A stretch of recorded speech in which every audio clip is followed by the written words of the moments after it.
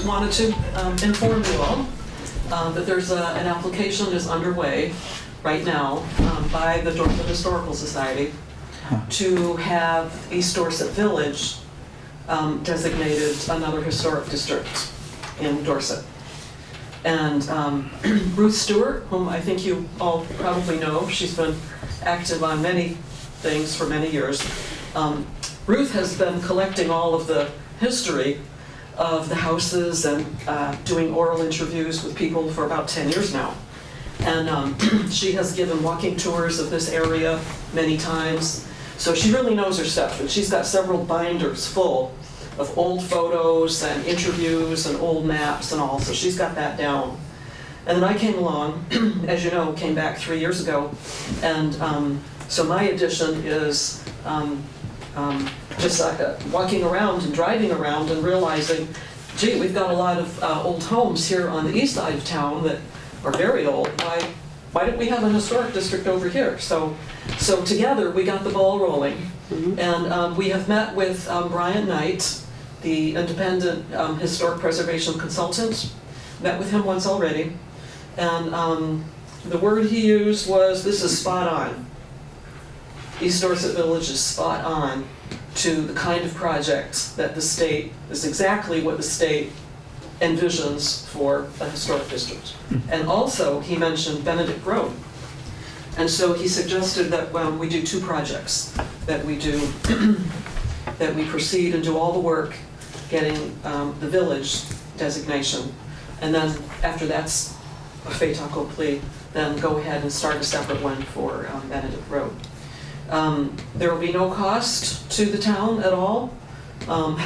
In fact, the grant money arrived even before we had a chance to meet with Brian.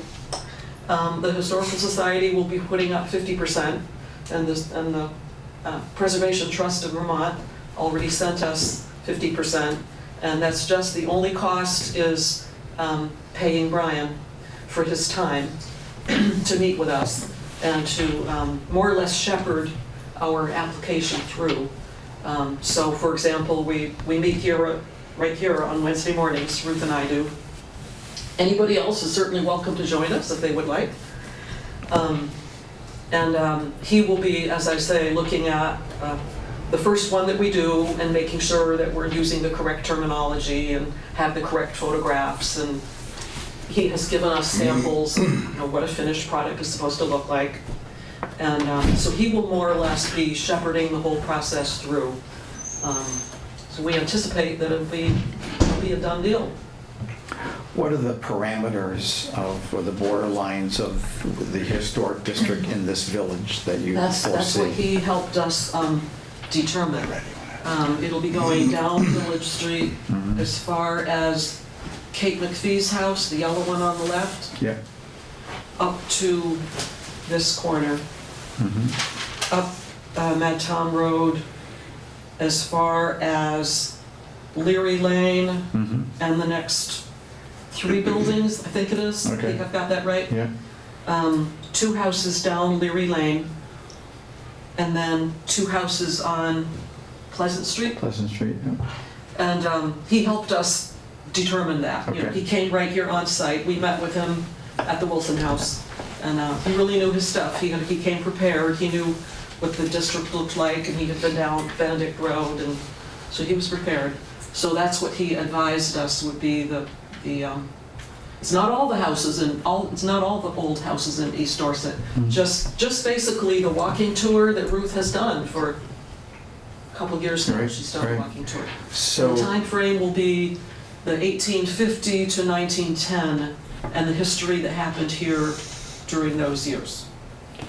And what role does the select board play, or is this basically, you're just informing us, and this is basically the work of the Historical Society to happen? You don't need our authorization? No, we're telling you first before we go public. One of our neighbors is here is informally putting together a block party here in East Dorset someime in September.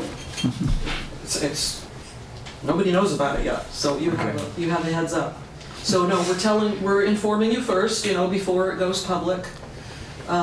The only, I've had a little bit of feedback from various people that people are worried that this will mean that they can't do stuff to their house. Right. And it's absolutely not the case. It'll be the same kind of historic district as the Kent neighborhood on the other side.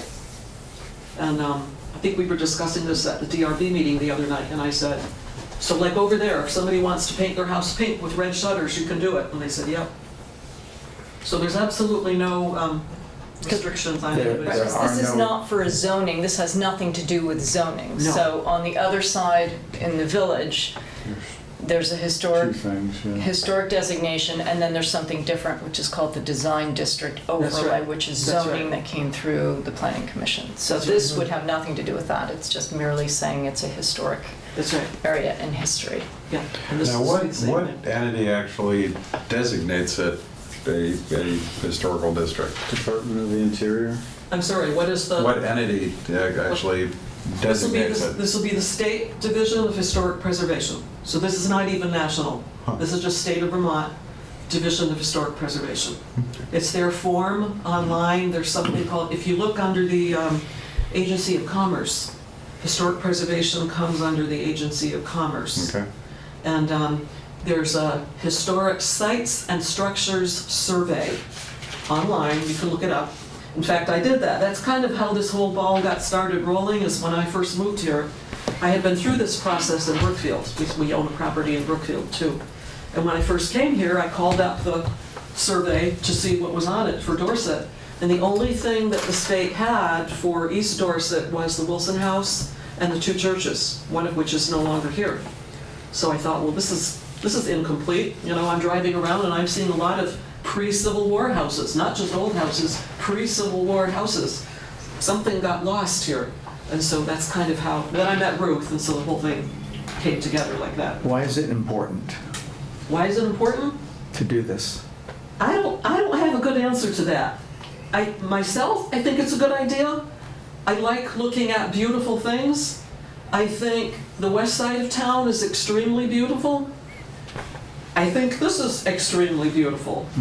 But there won't be any teeth put into it to force anybody to do anything. So it I sounds believe in like- it, but I don't have a good answer for you as to why we really should do this. Sounds like marketing, Maybe. Maybe, yeah. yeah. It's historic. I mean, we know people like to live on the west side because it's very beautiful, right? They like the preservation that's in place over there. So maybe it'll help the real estate market over here. But in fact, the reality is it wouldn't change any of that, because just by being designated a historic area, it's not going to make it more beautiful or anything else. People could still tear down their house or, That's right. you know, do whatever. So it really, I think, to your point, that it's more like marketing, so you can say, oh, come to this area and do our walking tour. It makes it a little more Even if you look prominent, because there's no online. restrictions at all, correct? That's right, that's right. I even checked the Department of the Interior website today just to double check that that is the case. And that's absolutely the case. Even in a National Historic District, there are no restrictions on what a property owner can do to their own property. So is there any interest from the Dorset Historical Society to organize a walking tour? To do a map and Well, have Ruth has some done sort that. of... Ruth has done that a couple of times. Just last fall, she did one. And then I have organized a driving tour of East Dorset. And I've given that talk 3 times now. I guess you haven't been there. I haven't been there yet. Okay, so that's all. I mean, it's just, Yeah. it's just one of the things they do. And Ruth went to the board meeting. Ruth went to that board meeting and got them on board with supporting this. All right, great. No restrictions at all. Any other questions for Michelle? Thank you, Michelle.